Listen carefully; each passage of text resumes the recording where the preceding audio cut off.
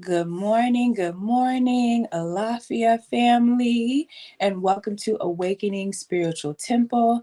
Here we bring together spiritual people to reclaim their indigenous practices, to participate in sacred ceremonies and rituals, so that we can truly connect deeper with our ancestral wisdom and foster a sense of belonging.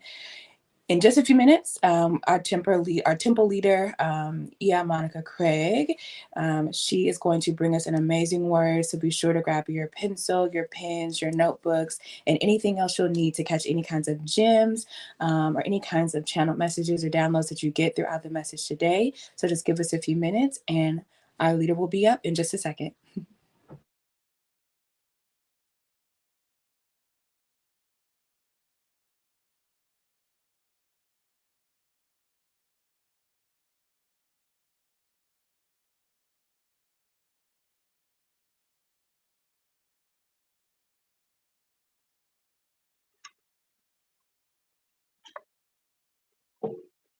Good morning. Good morning, everyone. Please excuse the glow from my blinds this morning. I'm trying to work it out. Let me scoot over a little bit so we can get out of that space. Well, we'll just go with what we have. I know it's a little distracting. Whatever. Thank you for tuning in to Awakening Spiritual Temple. I'm Reverend Monica Yvonne Craig. This is bothering me. Hold on one moment. This is what live is about.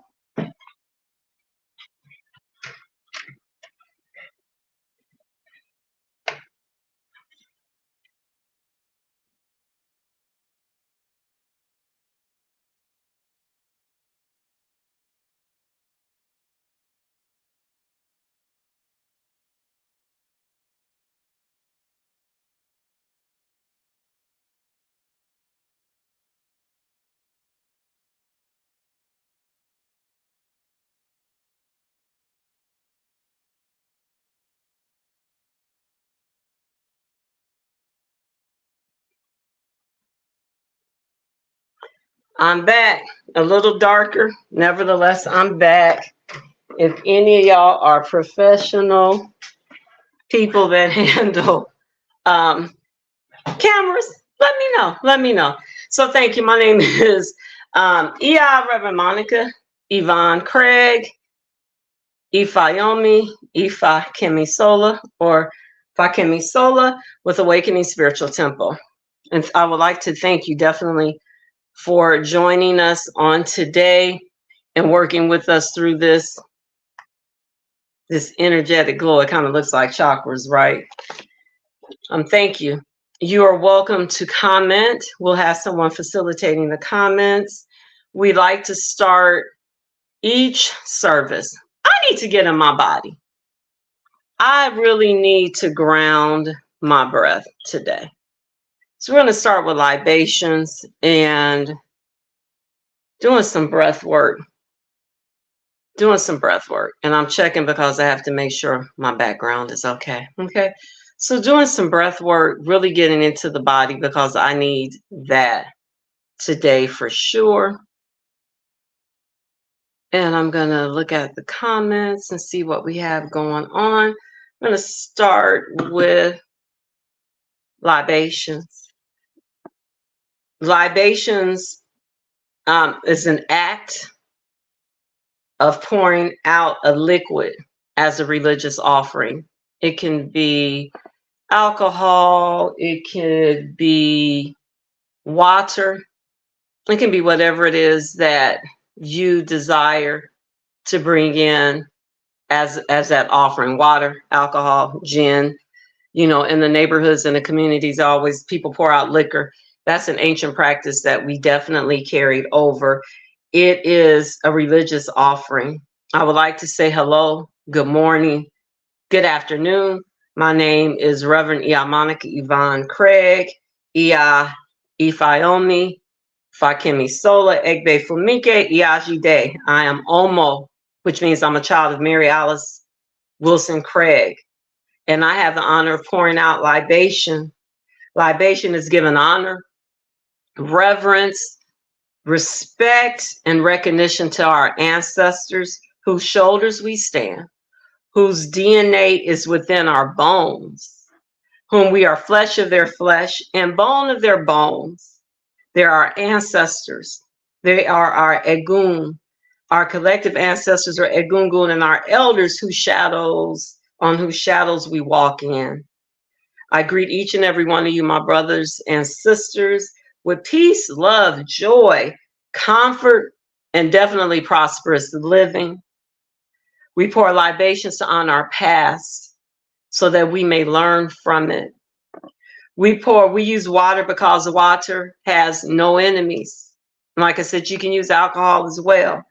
We use water. I use water because water has no enemies. We use water to freshen the road that our ancestors traveled to be here with us today, and we welcome them into this space. We welcome our genetic ancestors, those whose DNA we have within our body, within our bones, and we welcome our collective ancestors as a people. We use water as a symbol of the continuity of life. We use it to purify. And so today we're going to keep this libation and we're going to go through it. And as we pour this water to freshen, begin to think about the work and the things that those who have come before you, what they've done to pave the way for you. So we pour water in the presence of our all-powerful, all-knowing, and all-present Creator. In the tradition that I'm in, we call our all-powerful, all-present Creator Olodumare. Some of you may call the Creator God. God is a Germanic term, and it literally means sound. It's just so awesome when you look up what that means. It means sound. Word spoken, it means vibration as well. So by whatever name you call it, we pour libation, and you can say Ashe, Amen, so be it, whatever it is. We pour libation to God, Olodumare, for all that Olodumare has done and for all that Olodumare will do. Let us say Ashe. We pour libation to the four directions, to the north, the south, the east, and west. We pour for life, for the center of which dwells in each of us. We pour libation. Ashe.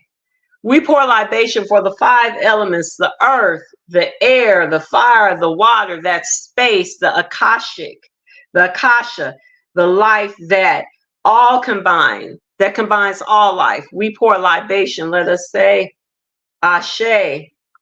We pour libation to the mother Africa, the birthplace of all humanity. Let us say Ashe. We pour libation to the great civilizations of Africa. Let us say Ashe. We pour libations to the great civilizations of the United States because we had very powerful indigenous civilizations that existed here. Ashe. We pour libation to our ancestral, to our celestial ancestors, whom in different cultures, they go by different names. To some, they are known as Orisha. Some, they are known as Netaru. To some, they are seen and known and called as angels. We pour libation for them. Ashe. Ashe. In the presence of the ancient ancestors, those that existed before the transatlantic slave trade, the Mafa, to those that existed before our captivity. Feel free, if you know their names, we pour libations to them. We pour libations to them. Ashe. We pour libations to the remembrance of our ancestors who died during the voyage, during the transatlantic slave trade, that forced voyage. We pour libations to them. Ashe. In the presence of our ancestors who died in the Middle Passage, those who chose to jump overboard, those who were tortured, those whose physical bodies could not make it, we pour libations to them. Ashe, Ashe, Ashe.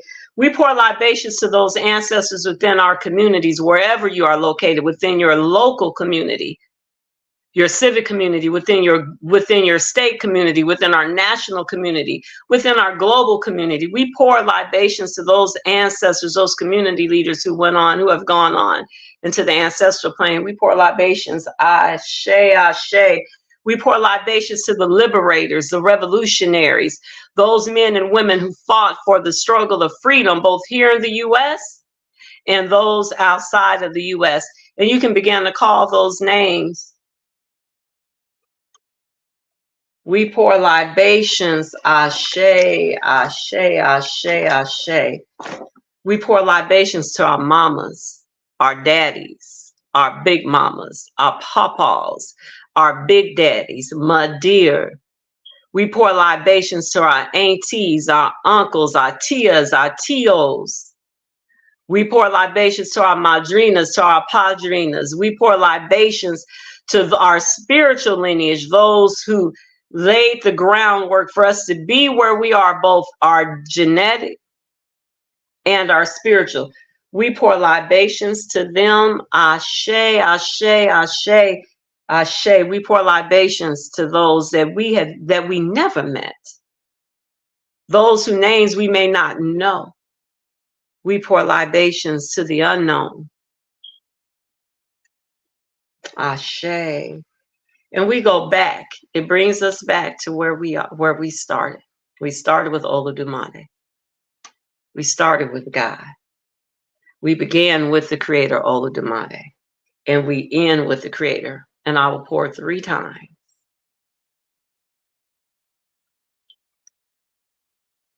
Ashe, ashe, ashe. Oh, welcome, welcome, welcome, welcome. I thank y'all for being here. I was talking to one of the elders in our community this morning, and I said the interesting thing is when you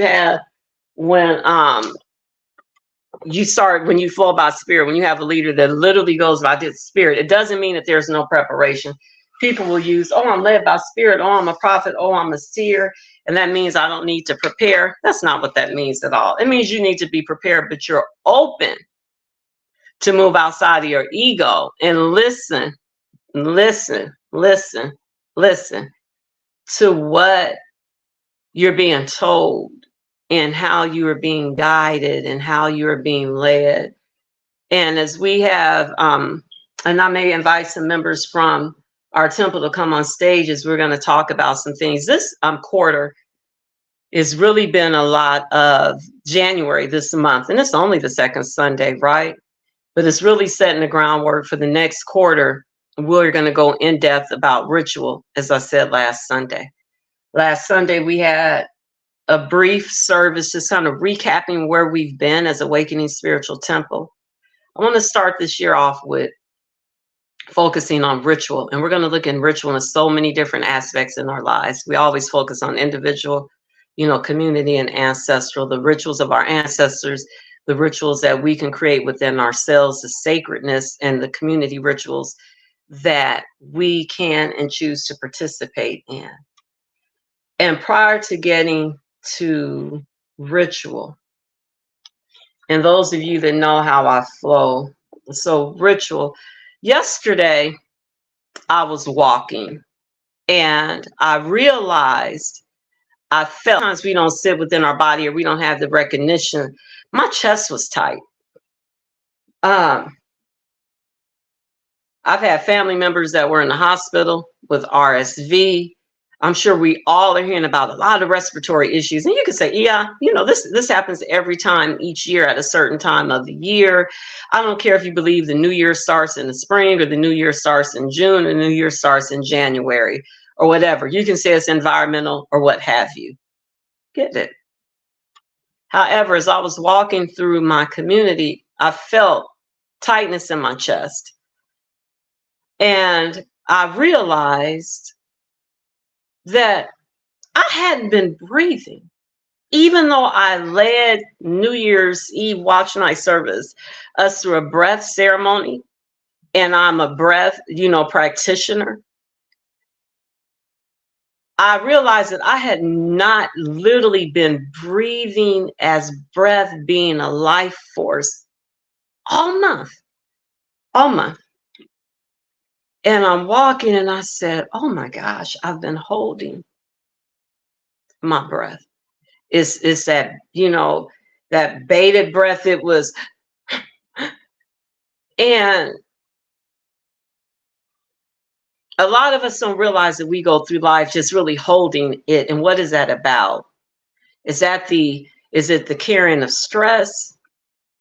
Is it the anticipation that something is going to happen that we aren't able to, perhaps we're not able to control? I had to really explore that. Breath is so important. When you take your last breath, what do they say? That's the end of, life ends. Breath is so important. It's our life force.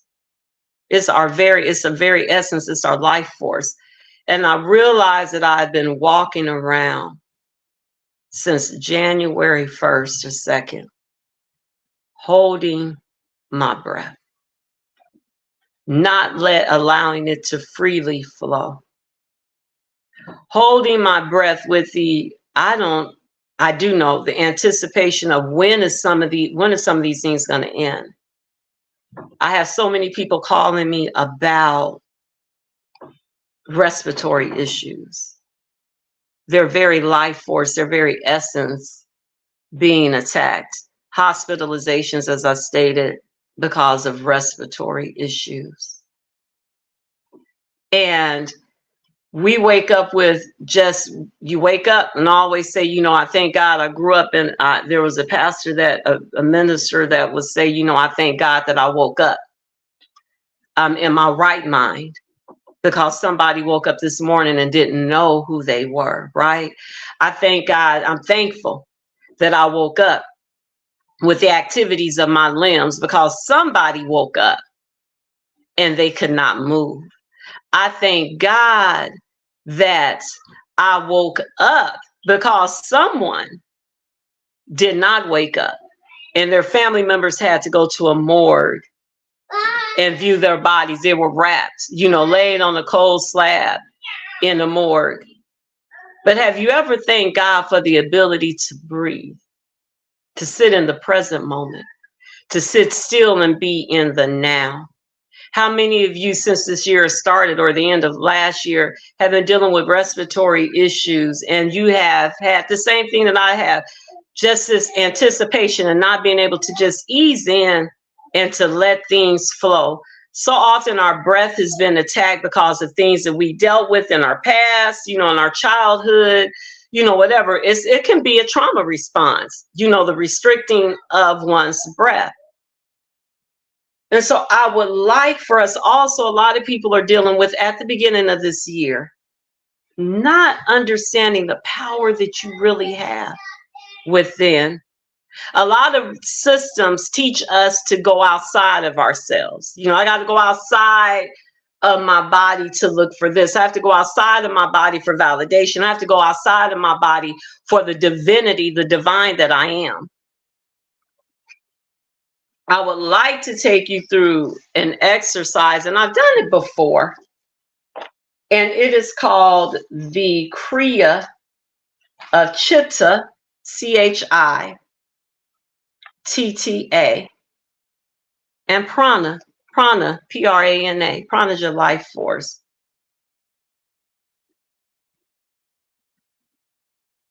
It's your personal life force. And I would like, before we start, I would just like to invite each and every one of you in this exercise, and I'm going to front load some things. There's going to be one point in here I'm going to ask you, and a lot of people I want you to listen, get confused with, there's a point where I'm going to tell you to face your palms near each other. Raise your hands off your lap, face your palms. This is what I mean. And then you're going to do some things with this, okay? You're going to make some movements, and you're going to do those things. So in this, and I'll ask you a series of questions, and if you choose to get on stage, or you can write your comments at the end, we'll go through this. But did you know, and this comes from, I'm trained in the AMRIT method, the integrative AMRIT method. Did you know, before we start, the Center of Disease Control, and this comes from AMRIT's information, asserts that a full 80% of our medical expenditures are now stress related. We never knew that every major U.S. governmental office has suggested that stress management to be a part of any comprehensive preventative health program. Stress and the immune response, which is people who are stressed are 3 times more likely to suffer from the common cold. A lot of us suffered through stress in November through the holiday season, worried about how we were going to buy gifts for people, how we were going to afford this. Prices have gone up, stress about jobs, food prices have gone up. They are also more likely to suffer from autoimmune disorders such as asthma and diabetes. Stressed individuals show weaker immune responses to vaccines. When 10,000 people were studied in 3 countries, y'all, those who are stressed were found to have an 89% higher risk of dying from a stroke. Stress has this association with inflammation. Inflammation starts the process of healing via release via a variety of chemicals known as pro-inflammatory cytokines. Too much inflammation, however, can lead to Alzheimer's disease, Parkinson's disease, arthritis or type 2 diabetes. Negative emotions and psychological stressors increase inflammation, which increases the pro-inflammatory cytokines,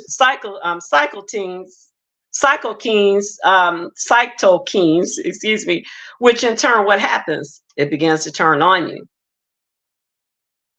Study of caregivers shows that they have a 4-time larger annual rate of increased serum interleukin 6 levels compared to individuals without caregiving responsibilities. What does that mean? If you have a senior, if you have kids, you have a sick person that you're caring for, that's a lot of stress.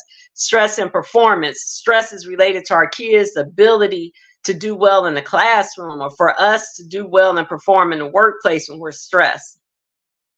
Unresolved conflict among parents and trauma, at-risk, dangerous neighborhoods.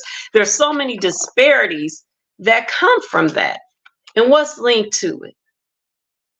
Some of the stress: asthma, sleep disorders, depression, mood swings, high blood pressure, diabetes, unexplained weakness, fatigue, gastrointestinal disorders, irritable bowel syndrome, back pain, PMS, all of these different things because of the increase of the stress hormone.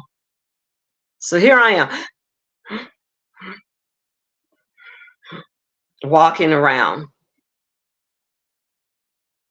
It's natural for us to breathe.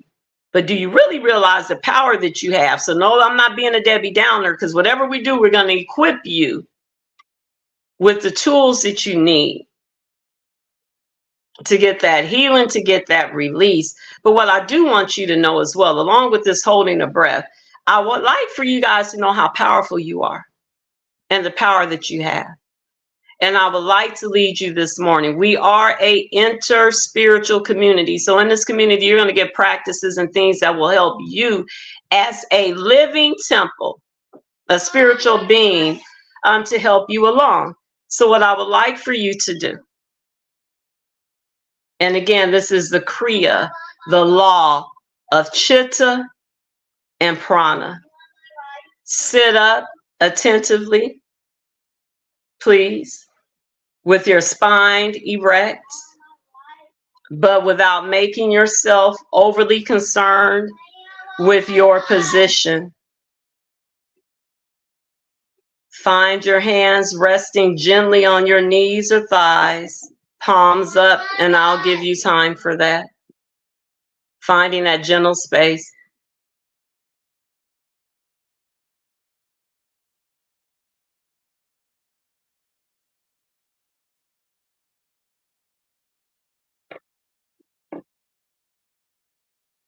Again, sitting up attentively, spine erect, without making yourself overly concerned with your position.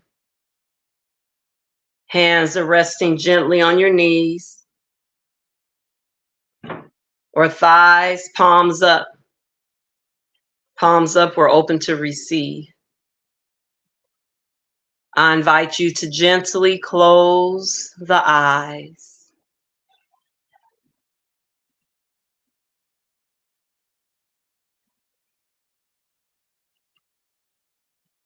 without struggle or strain.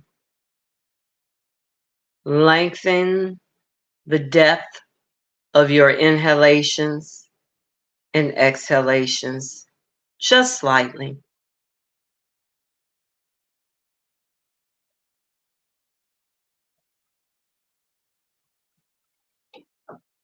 Relax your abdomen.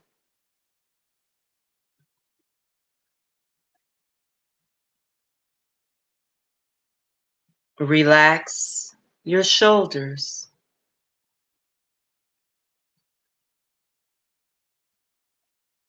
Allow all expression to fade from your face.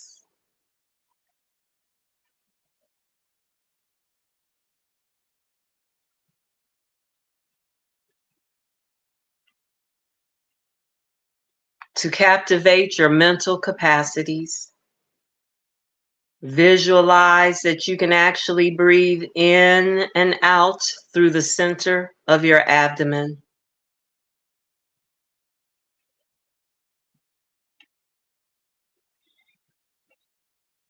Allow all of your attention focused on the center of the abdomen.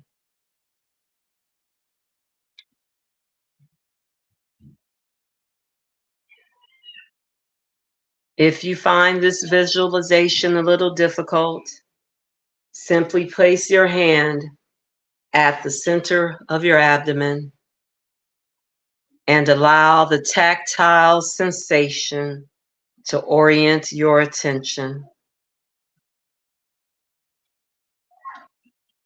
You cannot do anything wrong. Notice any subtle sensations that may be present around the center of the abdomen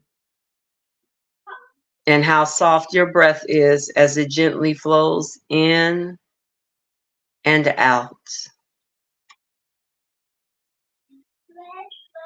As you draw your next breath in through the center of the abdomen, allow the sensation, the energy, the breath. Allow the energy to rise up in the torso and exit through the center of the chest, so that the breathing pattern now is drawing the breath in through the center of the abdomen, feeling it rise up into the torso, and exiting through the center of the chest. Notice any subtle sensations around the center of the abdomen, the center of the chest, and let your ears be completely captivated by the soft sound of your own breath gently flowing in and out.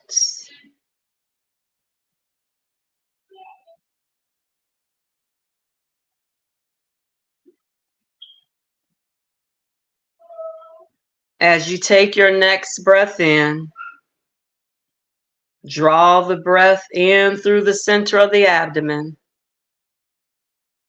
Feel the sensation, the breath, the energy rise up to the chest. And now, as though you could simply breathe in and out through the center of the chest.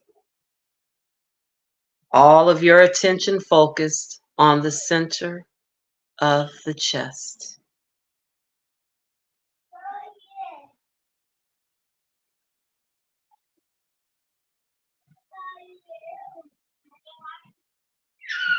Notice any subtle sensations that may be present around the center of the chest and how smooth your breath is as it effortlessly flows in and out.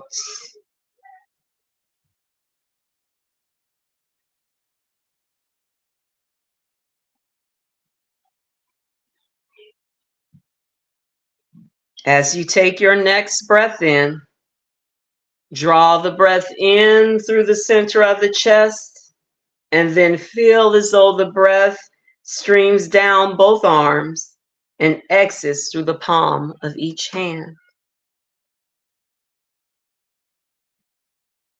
So now the breathing pattern is in through the chest, feeling the breath, the energy, the sensations stream down the arms, exhaling through the palms of the hands.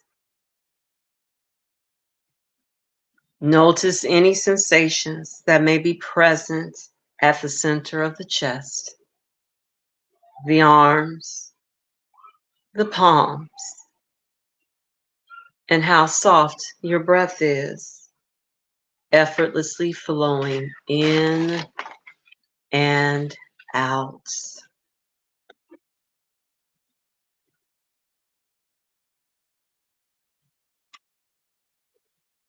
As you draw your next breath in, draw the breath in through the center of the chest and feel the sensation, the breath, the energy stream down the arms, and now as though you could simply breathe in and out through the palms of the hands. All of your attention focus at the palms of your hands.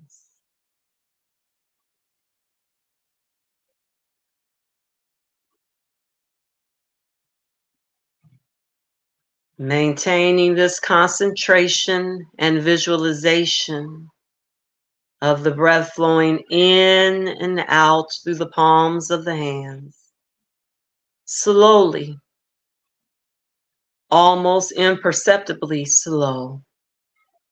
Allow the hands and the forearms to lift off of your knees or thighs.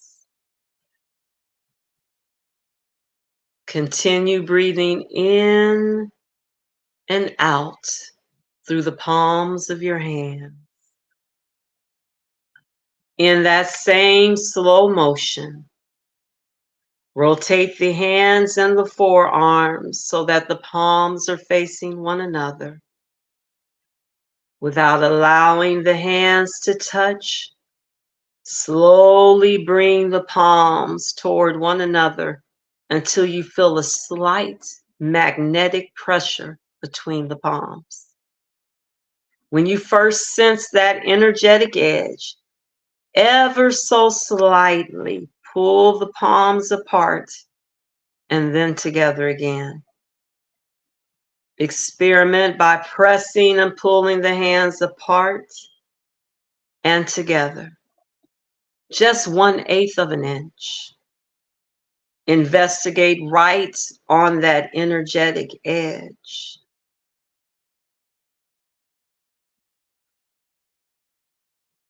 Now that you feel this energy between the palms, see if there's a top to this energy by continuing to press in and out. Find the shape of this energy. Find the shape of this energy that you recognize between your palms. Take some time to find the shape in and out.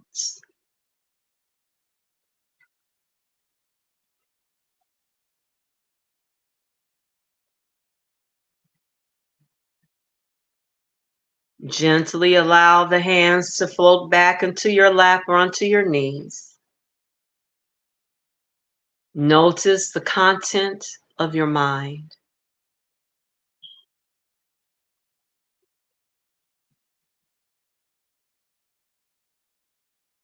Notice the rhythm of your breath.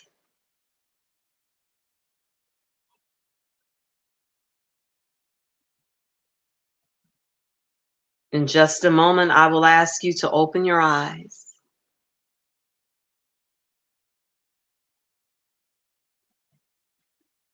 As you do, Leave a portion of yourself anchored in this recognizable stillness as you bring a portion of yourself back into the room.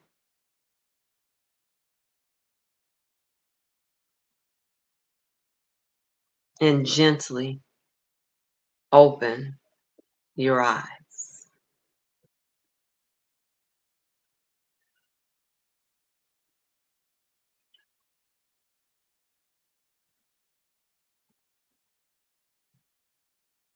So what I guided you through, Swami Kripalu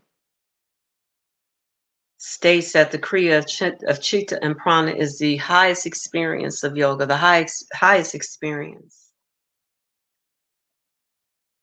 The essence of what we went through is for our impersonal consciousness awareness. That we have this innate intelligence of impersonal prana power within us. A recognizable inner attunement where actions are appropriate, that we're not living in reaction. It's a relaxing attunement. Relaxing. And I want to offer some questions before we move deeper into ritual. And this is a ritual in itself, and we'll get into the introduction of ritual. Did you feel anything between the palms of your hands? If you did, this is the energetic edge. Did you notice how your hands naturally stop without you having to do anything? This demonstrates that prana, that energy is I am personal, and it has its own natural intelligence. Each and every one of your hands stopped at different places.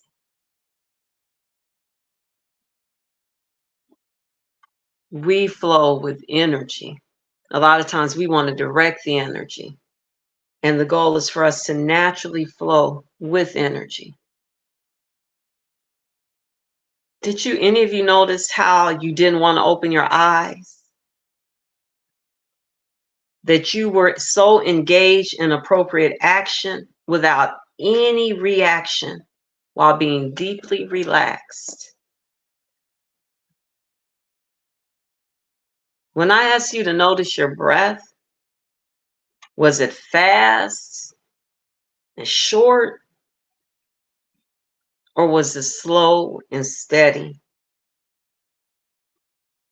I would like for you to know that there is a specific breathing pattern for every physical, mental, emotional, and contemplative state that we experience in life.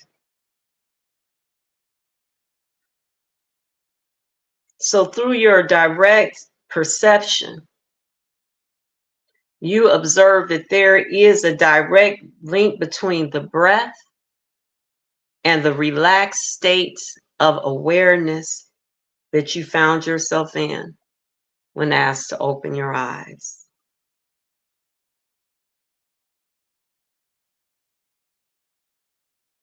I want to know if any of you had any thoughts or images to point out when you were in that gap, that space in between the question and the thought.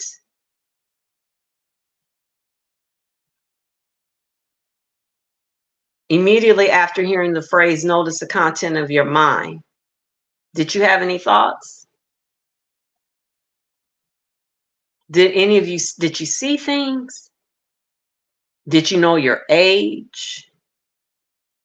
Did you know that you were male or female? Could you find your body? Whatever is reporting this to you, did you find any edges to it? Were you able to find you through this exercise?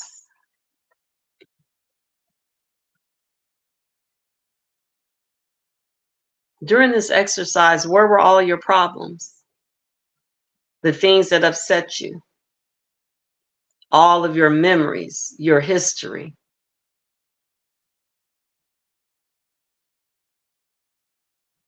I'm sure you had no thoughts about them.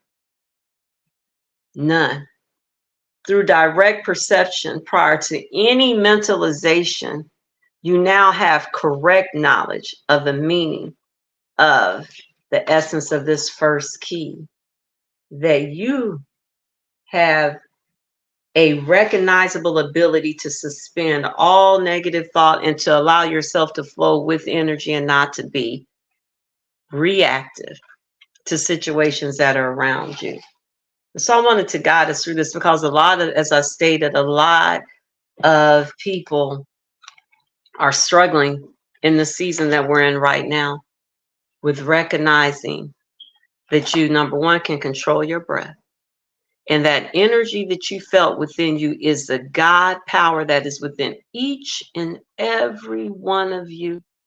I invite you to come back and view this over and over again, breath work and what you just experienced. The law of Chitta, the Kriya, Chitta, and Prana are important parts. I focus a lot on the mind, the breath, somatic body work, the I am, the spirit that is within each and every one of us. It is that reconditioning of how we've been taught in Abrahamic religions to think we have to go to Sky Daddy and everything is out of us, when the I am that I am is within each and every one of us. We have what we call in our tradition our Ori. Your Ori is your higher consciousness. It is your divine deity. It is your destiny. It is all of that. There are various aspects of it as well. But one thing for sure is your breath. When you find yourself in a situation, control your breath. And I want each and every one of you to know that you're not your experiences. So during that exercise, remember, you didn't know what sex you were, what gender you were. You weren't even thinking about any of the issues that were going on with you. So I would like to talk about, as we're going to go into this quarter with ritual. And I invite you to incorporate some breathing rituals, some breathing practices, some meditation practices, prayer practices. We say practices, but I really like the term ritual. Let's dive into that. Ritual comes from a Latin word, that which pertains to rites, R-I-T-E-S. What are rites? Those are acts that we do. They're steps. Rites are processes, right? So it's a French word as well. It is a prescribed manner. It's not just any rites, it's a religious rites. It is a prescribed manner in performing religious worship or religious acts. Rite, R-I-T-E, is a formal act or procedure of religious observance performed in an established manner. It comes in one of the root words of that is reason, to count. So there is a reason for the process. There is a reason for the rite. There is a reason for, and rite comes from R-I-T-U-S, ritus, which means ceremony. What is the difference between a ritual and routine? Some of us routinely pray. And let's delve into what routinely is. We routinely breathe. And we've developed this process of we're just breathing as usual. I just told you, I've walked around. I realized it's been all of January with this routine that I've had of breathing this month. And it was tightened, constricted, based on thinking ahead, being in my head, worried about this and that. So a routine talks about the route, the road in which we get to a place. It's a customary or regular course of action. Routine is a course of procedure. So we have this procedure, this routine. We wake up in the morning. We get out of bed. We pray. It's this regular course. It's this procedure. In my prayer, what are the steps that I do in my prayer? In my brushing my teeth, what are the steps that I take in brushing my teeth? In getting ready for work, what are the steps? What are the procedures? Procedures are connected to chores, duties, everyday activity, right? The etymology of the word routine is a customary course of action. It's more or less mechanical. How many of your routines, you may think it's a ritual, but it's actually a routine because it's so mechanical. You are accustomed to holding your breath. You're accustomed to always being on edge because it's mechanical. Your routine, your route, the custom way in which you go to work, the customary way in which you interact with people is so mechanical. It's every day. It's like a chore, right? It's mechanical in performance. It's certain acts or duty. It's going down the beaten path, the beaten course. What's the difference between a routine and a ritual? It's simple. Routines are intentional. Rituals are intentional. Rituals require intentionality. Rituals require purpose. Is there a procedure in your ritual? Yes. But what designates all ritual has a routine or a process, but all routines are not rituals. You understand? So it's a ritual that I was born and raised to wake up in the morning and pray. But what is the intentionality? What are the intentions behind it? How is it that we can make everyday things? How do we transform it from being laborious and a chore to something sacred and ritual? And how does ritual show up for us in our lives? And when is there a time when, and understanding as we go through this next quarter, the importance of changing some of our things from routines into ritual, intentionality, breathing. We just breathe. We just went through a breathing exercise. And next, breathing, a law of energy and prana and breath. We went through a ritual, a sacred intent to realize the power that is within each and every one of us, and how our breath with intention, we went through a sacred rite on how to control that. So as we journey through this next quarter, the rest of January, February, and March, we're going to focus on the importance of intentionality in our personal lives. Recognizing when it's time to move from the mundane to the sacred. We're all spiritual beings. How can we transform with intention? That we're no longer just going about without intention, and how to make everyday things ritual. And when we're in that sacred, and then when we're in that ritual space, you guys, there's an awareness that I don't have to react to everything. And when you create when you are in that ritual, in that sacred space, I'm gonna tell you, you can pull down all those things that you need. You don't have to beg. Your higher consciousness, those things will pop. Whoa, the revelation you're able to hear clearly. Because I've set this time with intention on this is what I desire to receive and see at this point. And sometimes the ritual and the intention is I am open to what it is that I need. I'm open to receive. I am open to journeying and venturing off the beaten path, the regular routine, right? Because the goal here is we want to fulfill our destinies with ease. So a part of that is being open to the sacredness. Sacred is so very different from just that mundane, that regular. Sacred means that we realize the holiness that is within it. And when I mean holy, it's not based on faith or anything. It's the divine, the reverence, that we hold it with a higher esteem, that we understand that this comes from the creator of all and within us. So there's this holiness within it. And as we journey and as we continue to process and go through this with ritual and learning about the sacredness of rituals, we'll encounter several other rituals. We'll speak on rituals of different different spiritual systems, rituals that we can develop to acclimate our lives and redirect and recenter and recalibrate, whatever you want, however you want to call it, within our lives. The importance of ritual and the rituals that you can create on your own. Because one thing I always say, what will you do if the internet shuts down? I used to always ask people, what would you do when you can't go to church? And we experienced that during COVID. I've been asking people that for years. What would you do? Because your body is the temple. And being able to develop these rituals and these practices that will help sustain you even when you're by yourself.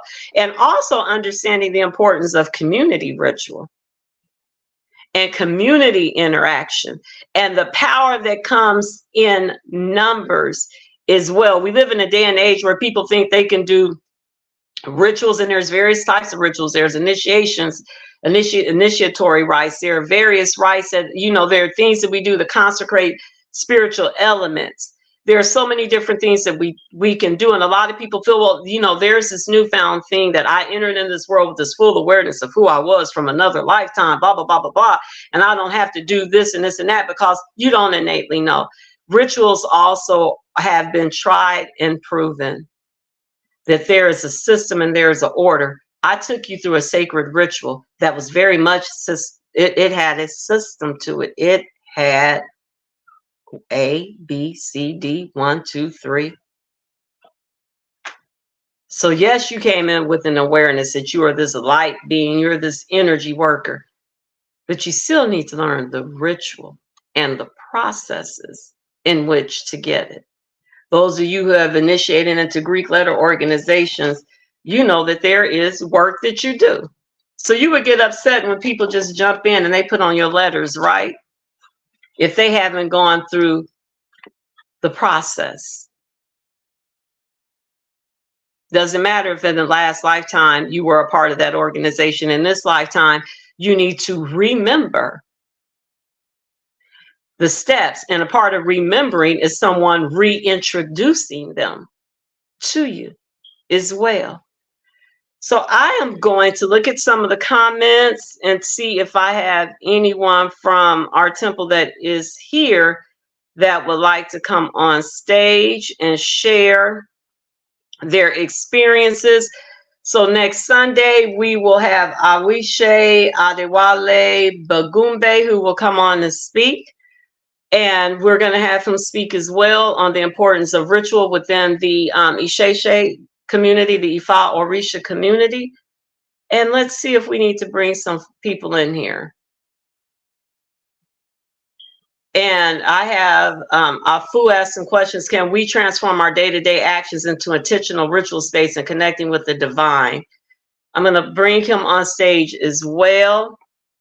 And if there are any others that are in the room, if I can have someone facilitate the chat. Malia, I think, is doing that. Thank you for welcoming everyone in. I didn't see the greetings, Agbo, Ato, Asuri, Iwori, Wufun, to those of you as well. So let's get you up here. And if anyone else wants to come to the stage, we're going to keep it upbeat. We're going to keep it flowing and going. So I have added you to the stage. Good morning, everybody. Good morning. Yeah, I think it's giving a really good word, on the intent, the difference, just the delineation between ritual and routine. I think as you were talking, Spirit said, mindless routine is different from mindful ritual, right? And Ashe, yes. Yeah, and I think there's something even just come from a therapeutic standpoint. I think a lot of people want to make things tangible. Well, I think about, what do you do every day? What do a lot of us do? What are our morning routines from the time we open our eyes? I know a lot of folks, whether it's you taking your morning bath, whether it's you getting your coffee, whether it's you getting your tea made, whether it's you cooking breakfast, whether it's just you stepping outside and, whether you go outside and get fresh air and go for a walk. Mm-hmm. Some things that we do that becomes muscle memory, right? Come on.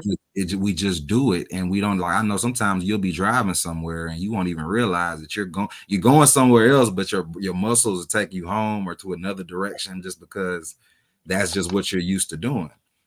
So when you think about it in that way, it's like, okay, can we slow down enough with ourselves to actually be mindful of what downloads, what information, what messages, what are we receiving in the moments that we're present enough with spirit in what we're doing. So as you're preparing that tea, as you dropping that tea bag, as you're pouring your water, what is the conversation? What is the internal dialogue? What is the monologue? What is the intention? Because your grandmama probably made that tea.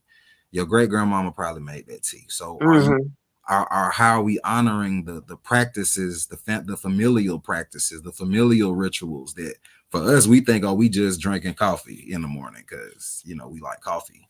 When in reality, no, that is something that's been done for generations. And why was it done that way, right?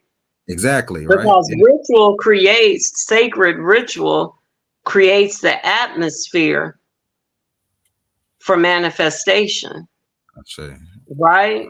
And so that's what you were saying. It creates the atmosphere to hear, to see, to do, to feel, to manifest. Absolutely. And to even tap into the why was it always done this way? And perhaps it needs to occur a different way now. And I'm gonna let you, I just had to share that as well. I'm listening. No, you're fine. No, that's absolutely, because I think a lot of us, you know, especially in this tradition, you know, and you talk about it a lot, how we can get caught up in the specificities of prayer or specificities of ritual where you got to do this specific. And while there is some things that need specificity for your own personal spiritual walk and your own personal spiritual life, how specific are you with your own rituals, right? How specific are you with the things that you know you need to do step by step because it works for you and the ways in which you receive, you know, what you need to be in you know, in alignment with your destiny. And I think it's very important. I know for me, you know, working out, you know, meditation, people think of meditation, and I know EI understands this. Meditation is not just it's not only just being still with your eyes closed, right? So meditation is the process of being mindful and being present. So there's different types of meditation. So even the idea of me working out and being very mindful and present in my body while I'm doing certain movements and breathing very intentionally and focused on my breath and in my body, that's a form of meditation. So to understand that there's an environment that I put myself in so that I can process uncomfortable emotional feelings, hard conversations, things that I know are hitting my body. So when EI talks about stress and how majority of the diseases and the illnesses and the things that we see in some way, shape, or form can be connected to the ways in which we collectively as a society manage stress. We do not manage stress well, right? So going to the root of it, what does routine look like for you, and how is some of the routine that you think may be saving you, some of the routines that we think are helping us are actually hurting us? And there may just be some routine that needs to be ritualized so that you can get more direction. Because I think it's something to sit with, how a lot of us, we desire to get to a specific place, yet during the process, we're not mindful enough to see how we're growing and the steps that we're taking in the ways in which we're getting there, wherever we think we're going. However, the there is in the realizations of what's changing and how it's changing, right? So I know last year my thought process or the ways in which I would have hard conversations might have looked this way, and this year it's not the same way. I think it's a good time for a lot of us, especially as the Gregorian calendar is starting anew, to really think about where you were last year, and to think about the things that feel similar to last year but are very different, right? The things that might be in your body, like I was saying, around respiratory issues, physical issues, maybe even transitions. The top of the year, like I'm in a position now where I'm about to move from where I live. So just thinking about the ways in which we can think about what rituals and what routines did I have at the beginning of last year, and what rituals did I have, and how did those rituals and routines actually carry me across the year? And going into this year, just thinking about, hey, what does my ritual life look like, and how am I making sacred the mundane? Because I think we skip over what it means to take a bath when you ain't been able to get out of bed all day. So I'm telling folks, like, look, that's the goal for today, to take a bath and to feed yourself well, right? So we thinking, oh, we got to do all this amazing stuff and we got to conquer the world. When nah, Spirit is like, hey, I need you to eat well today. I need you to drink water today. I need you to walk outside and go and get some fresh air today. Let the blood flow through, circulate through your body. And so to really slow down in an age that says, well, we got to be, multimillionaires and, do all this extra stuff.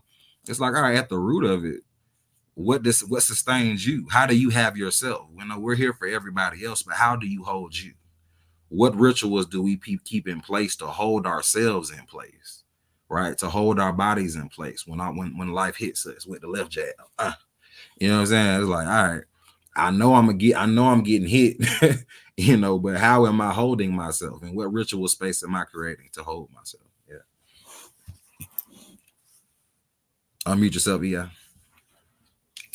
What I would like as well is for us the goal of like the exercise that we went through is to cross from doing to non-doing.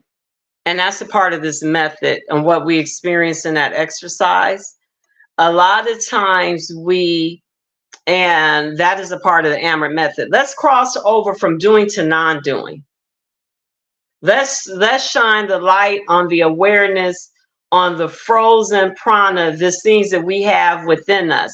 So I would like for you to know that each of you, and I want to know, what did you feel in that exercise as well? And then we're going to close out, because it really is, a lot of people really get down on trying to control or being reactive, and understanding that so this is what I've learned. A lot of times we try to guide energy. We try to control the flow instead of us understanding that the flow, the natural prana, the energy, the spirit, the direction that we're supposed to go, the ashe, all of this, we follow. So the problem occurs when we try to control the energy, the flow, the prana, the ashe. We're constantly in this state of feeling that we need to do, correct, shift, change, right? And so being open to go from doing to non-doing, receiving. And that's where we get, those messages as well. And I'm going to get back to what you're saying, but I wanted to get on that. So I just really shining a light on that we have this innate intelligence, y'all. It is innate intelligence. And what I'm saying, the word is prana. It's called different things in different systems. Prana, power, essence, ashe, energy, this, that. We have this innate intelligence. What is the power that is within you is naturally intelligent. It is embedded within you, and you have the ability. You don't have to beg for nothing. It is non-doing. We've been forced to think that we have to do. Does that mean you just sit, not do? But I think y'all kind of understand. So we went through this exercise. It's not, you don't have to force this being. And when we can submit to this here, that divine within us, when we can just release and flow with destiny, flow with our energy, flow. You don't have to do anything. It's non-doing. As I said last week, you're already whole. You're already healed. Does healing have a process, or is there a process to healing? As long as you know that you're already whole, it's innately in each and every one of you. So what my job to do, my work to do, is so that we can bring an awareness to the power that already innately lies within each and every one of you. Let this mind be in you. This elevated consciousness be in each and every one of you. And when Afu was talking about the mundane, this intention in everything that you guys do in your life, do it with intention. Make moments sacred. And that's what he was saying. You can turn the mundane, the everyday, without forced effort, starting your day with intention, creating the atmosphere, the flower bed for the seeds to be planted and the plants to grow, right? So listen to, so that mundane, turning it into sacred, turning the mundane into ritual. And you'd be surprised from brushing your teeth, taking a shower. If you intentionally get in the shower, the things that he was saying, and just with intention, I'm here today to receive. I'm not doing anything but receiving the wisdom that Spirit has for me. Turning intention. And I'll let you definitely continue to speak. And we're at I don't got too much more. I want to piggyback off what you just said about the non-doing. A lot of us in this Western society has us believing that we alone in this 3D body, we are what pretty much controls and pretty much dictates everything in terms of what happens in our lives, right? And so to shift that paradigm to see yourself as a conduit of spirit, right? So even in church, I remember growing up in Pastor Dollar's church, it's something I've been praying my whole life. It's like, speak through my vocal cords, think through my mind, none of me and all of you. And that was something Dollar used to say before every service. And that's something that stuck with my entire life, because it just makes me see and sit with the idea that, everything, even I went to go speak to some kids yesterday and they're like, man, we love you. You're so great. We want you to come back. And the whole time I'm like, man, I don't even know what I just said, bro. Like, I just know at the end of the day, I've been doing this for so long that a lot of times I'm really just a conduit for spirit to move, to do what spirit does. And I think for a lot of us, it's just understanding the process of putting yourself and getting in position. You know what I mean? Like the things that we learn, the education, the degrees, the certifications, all of that stuff is just tools that spirit can use. So what does it look like for you to be in position when spirit moves, so that now, again, you're just flowing, you're going where the energy is taking. That's right. Right. So it's not necessarily like even the things I'm doing now, I've been working on this stuff for years. However, as the winds blow and they take me, if my sails are ready and they up and I'm prepared, I can go where I need to go. But if I'm not ready, if my boat if I ain't got all my anchors, everything where it needs to go, the wind gonna come by and I'm not gonna be prepared to go where I need to go. So, I think it's important, like I was saying, just kind of sitting in the sacred moments, right? And really, I'm going to emphasize as we close, sitting in the sacred, discomforting and uncomfortable moments, right? I need y'all to understand just how much in safe containers, how uncomfortable conversations, uncomfortable emotions from relationships, how those sacred moments actually gift you with so much if you can just sit long enough in them to receive what you're supposed to receive, the wisdom that you're supposed to receive. A lot of times we try to run up out of I remember just, something could happen in your day when you wake up and it just start to trickle effect into having a bad day. Like, you know what, bro, today it feel like one of them days. How often do we take the time in that before it starts to cycle and that ball gets to rolling downhill?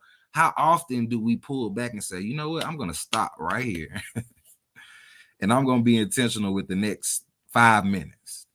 And I'm going to set the atmosphere for expectation. I'm going to set the atmosphere for abundance. I'm going to cleanse myself off.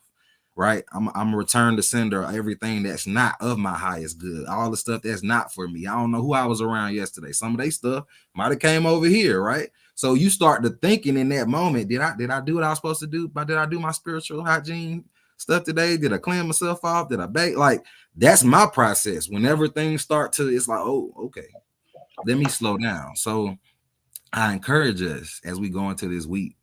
I know I'm encouraging myself as I encourage all of us. It's like, as the moments hit, make them sacred. Make your discomfort sacred so that when it hits, it doesn't feel like you're being persecuted all the time, right? when it hits And you. but I would like to invite for us to disconnect calling things discomfort. I say, And can we just sit with not doing? This practice today, the intention was non-doing. I Can say, we not label it discomfort? I Can say, you just take control of can we just sit in that moment? Whatever it is, yeah, the good, the bad, in really non-doing. transformation. Yeah, Mhm. can we sit in that space of non-doing and being and create that ritual space, like you said, with the mundane and being being open and just being non-doing, Yeah, non-doing. that's Knowing it. like this exercise took us through that you already have the power because none of those things came up. I'm sure for you guys when you were there, you didn't think about your age, your gender, or what had gone on before because we set this intention, like you said, we set this intention and I just walked you through it. And it's showing you that this innate power that is within you. So can we disconnect from using discomfort? This is me and just an awareness of and allowing it to pass. And as we went through this practices and as you go through it, you'll begin to not even realize what we would have labeled discomfort because you realize this really is not, it does not exist. Mm-hmm. It does not exist as well. So what Afu said, how can we redirect when we feel those things that are not comfortable? How can we redirect? I invite each and every one of you to listen to the extras, to go through the process again, and to realize the innate power that each and every one of you have. Because prophetically, that's what I was, shown as well. You don't have to go outside yourself. Y'all got it all. You have it all within you. And that's what Afu and I both are saying. It is connected to each and every one of y'all, and it's really getting out of our mind and sitting in the present moment. Sitting in that present moment. That's what he was saying, being mindful. That's what I'm saying, being present. I went through a training called Meditation in Motion, and he gave us some jewels and points. Meditation is not always sitting here like this. Is there anything wrong with it? No. But what do we mean by meditation in motion? It is being allowing our bodies and ourselves to be led by energy and not us trying to control it. Mm-hmm. So when we sit in ritual spaces and we sit in divination or prophetic consultation or whatever it is, and the things are being revealed about our destiny, being open to for us not to try to control, but to flow with. Because we have this innate intelligence that exists in each and every one of us, and there are tools and rituals and practices, and we're going to get deeper in it as well. And he gave a good challenge for you guys as well. How can you turn some of your daily mundane exercises and practices and the mechanical things? Start creating some sacred space around it. Is that what you're not saying? So absolutely. Yeah, make it sacred with intention. If your intentions are, I'm open to receive that which is for my highest good, y'all. Make that your intention, is that which is for my highest good. I'm open to receive it. And I like some of the questions and pointers you asked, as well as Malia. And I'm going to read them before we cap because they can't see the comments here, or at least I don't know. Questions to consider from today's message. Oh, you can tell them from. How do we make the mundane sacred? What actions can we take today to transform our day-to-day actions into ritualistic moments, which Afu just said as well, to connect with the divine? There was something that you had. I don't know where the comment is, Afu, that I like that a lot that you placed in here. It must have been in a private chat. Can we transform our day-to-day actions into intentional ritual space and connecting with the divine? I think these are all good questions. I'll put them in the YouTube comment section. Yeah. And what are some of the things that we do without, that's good, with no thought every day? Can we see our day-to-day actions as Ebo? Those that don't know what Ebo is sacrifice.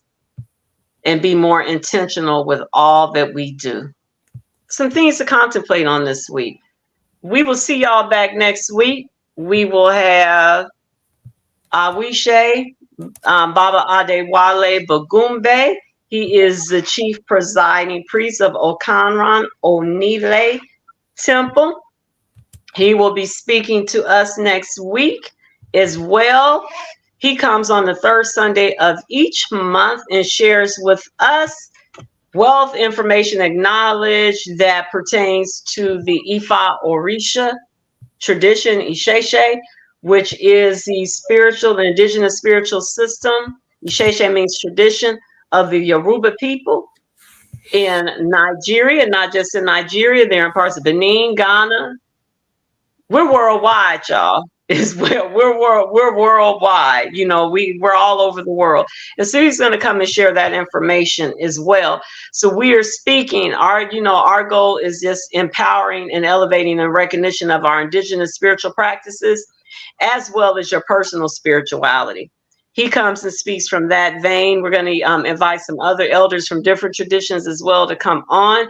I am so thankful for Elder Afu for coming up as well. We usually do a lot of piggybacking together. We want y'all to leave empowered, enlightened, and I want y'all to know that there is move beyond hope and go into a knowing. I say. You hear me?